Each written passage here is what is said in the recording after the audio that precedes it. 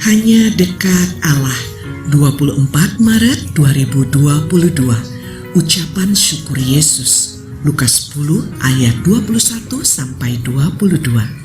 Pada waktu itu juga bergembiralah Yesus dalam Roh Kudus dan berkata, "Aku bersyukur kepadamu, Bapa, Tuhan langit dan bumi, karena semuanya itu Engkau sembunyikan bagi orang bijak dan orang pandai, tetapi Engkau nyatakan kepada orang kecil.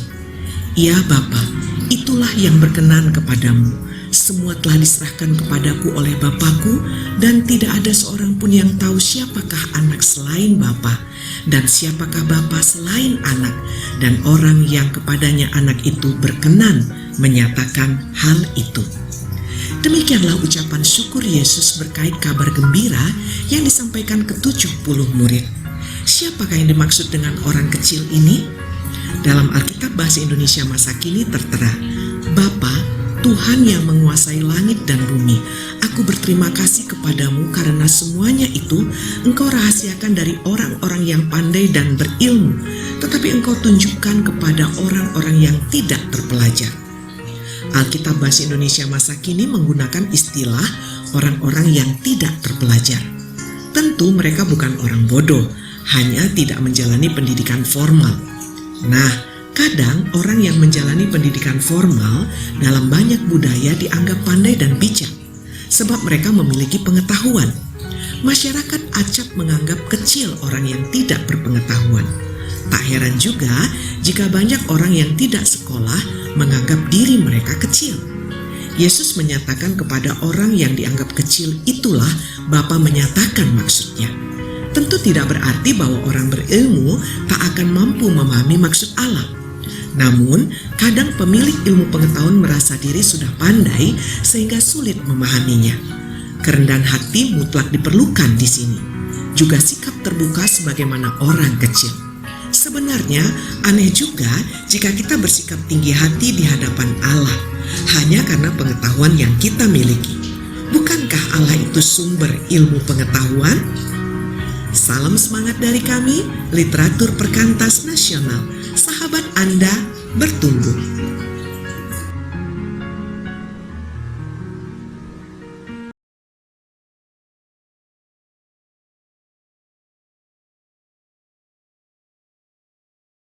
Shalom, semangat pagi. Tuhan hadir di situ artinya Tuhan hadir bagi setiap orang percaya. Kehadiran Tuhan tidak dapat dibatasi oleh ruang dan waktu. Tuhan Maha Hadir di setiap saat terhadap umatnya yang selalu menyembah kepadanya. Yehezkiel 48 ayat 35. Jadi keliling kota itu adalah 18.000 hasta. Sejak hari itu nama kota itu ialah Tuhan hadir di situ. Keberadaan dan kehadiran Allah dalam kehidupan orang percaya merupakan penggenapan dari kitab Yehezkiel. Allah hadir di setiap hati orang percaya, dan Allah menjadi sentral dari kehidupan orang percaya. Kehadiran Allah dalam hati orang percaya menunjukkan tidak ada pembatas lagi antara Allah dengan orang percaya. Kematian Yesus di kayu salib menghancurkan pembatas tersebut. Tuhan hadir di situ artinya Tuhan hadir di hati orang percaya. Oleh karena itu, maka kita harus menjaga tubuh dan hidup untuk tetap kudus supaya Allah tetap hadir. Tetap kudus artinya hidup dalam kekudusan. Kehadiran Allah membawa pemulihan, kelepasan, menunjukkan bahwa janjinya selalu digenapi. Jadi jangan ragu dan sangsi terhadap Tuhan. Dengan hati percaya disitulah letak kekuatan kita. Doa kami kiranya saudaraku selalu sehat dan diberkati Tuhan dalam segala hal. Tetap semangat dan selamat beraktivitas. Bersama Tuhan kita cakap menanggung segala sesuatunya. Bersama Tuhan kita pasti bisa. Jangan pernah berhenti berdoa, jadikan doa sebagai gaya hidup. Salam dan doa kami. Tuhan memberkati. Hidup yang membawa manfaat bacaan, Yohanes 15:1-8 nas, dalam hal inilah Bapa-Ku dipermuliakan.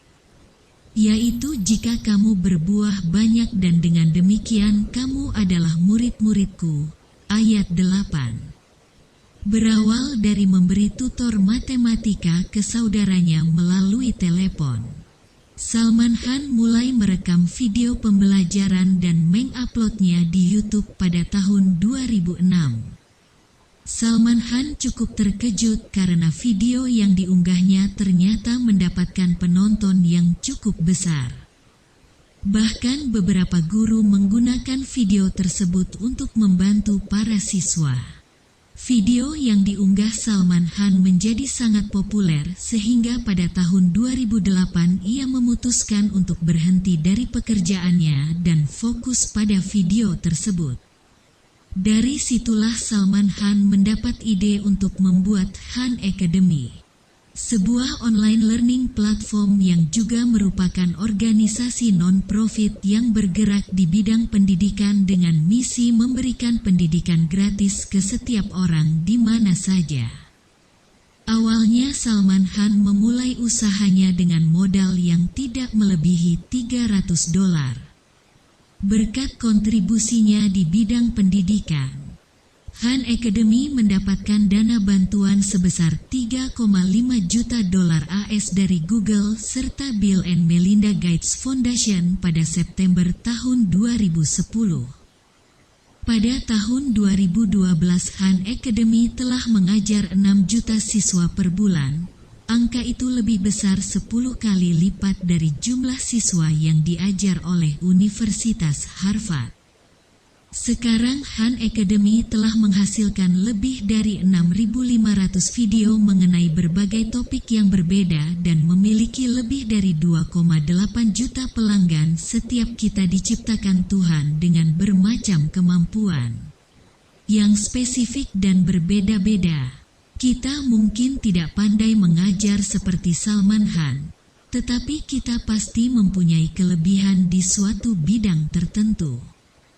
Alangkah baik dan berkenannya di mata Tuhan jika kita tidak hanya menggunakan kemampuan tersebut untuk keuntungan diri kita sendiri saja, tetapi juga untuk memberikan kontribusi, dampak dan manfaat bagi banyak orang.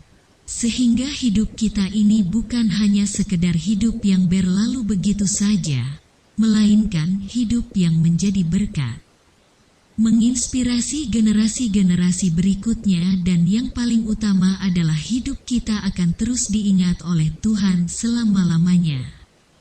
Selamat pagi.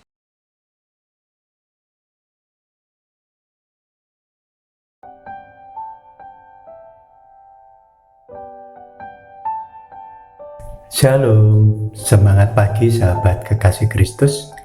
Jumpa lagi dengan Sapa Gembala hari ini, Kamis 24 Maret 2022. Judul, Bersemangatlah dalam setiap musim kehidupan. Sebelumnya mari kita berdoa. Sabdamu abadi, suluh langkah kami, yang mengikutinya hidup sukacita. Di tengah ancaman, sabdamu harapan, sumber penghiburan, kabar keselamatan. Bersabdalah ya Bapa Surgawi, kami siap mendengarkan. Dalam hikmat-Mu ya Yesus, kami bersembah. Amin. Bacaan Alkitab dinyatakan dalam 1 Korintus 10 ayat 13. Pencobaan-pencobaan yang kamu alami ialah pencobaan-pencobaan biasa yang tidak melebihi kekuatan manusia. Sebab Allah setia, dan karena itu Ia tidak akan membiarkan kamu dicobai melampaui kekuatanmu. Pada waktu kamu dicobai, Ia akan memberikan kepadamu jalan keluar, sehingga kamu dapat menanggungnya. Sahabat kekasih Kristus, baik atau buruk keadaan yang sedang kita alami saat ini, janganlah hilang harapanmu bersemangatlah dalam setiap musim kehidupan.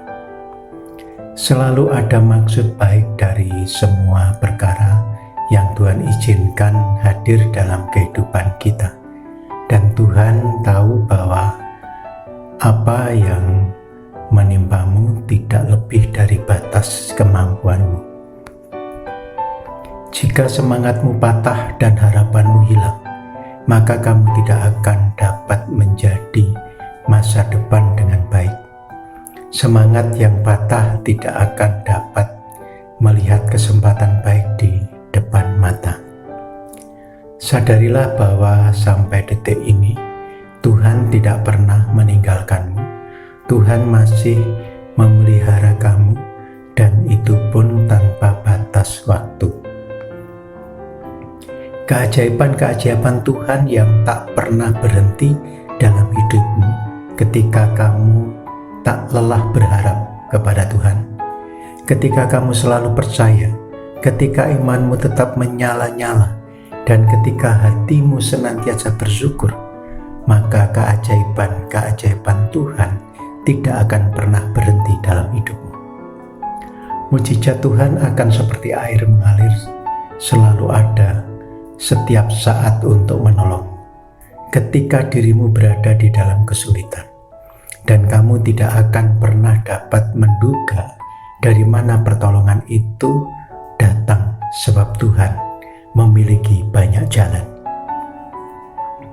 Jangan mencoba mengatasi segala persoalan hidup kita dengan mengabaikan campur tangan Tuhan. Tuhan selalu menopang kita dengan tangan kanannya agar kita tidak terjatuh walau kita mengalami penderitaan, kesesakan, dan pencobaan seberat apapun, asal kita tidak putus asa dan menyerah. Kita harus beriman bahwa segala perkara dapat kita tanggung di dalam Kristus Yesus yang memberi kekuatan kepada kita. Filipi 4 ayat 13. Ingat, kita ada karena anugerah Tuhan memberkati. Mari kita berdoa. Tuntun aku Tuhan Allah lewat gurun dunia. Kau perkasa dan setia, bimbing aku yang lemah, dan berjalanlah di muka dengan tiang awanmu. Juru selamat, kau perisai hidupku, kau perisai hidupku. Dalam belas kasih-Mu ya Yesus, kami berlindung. Amin.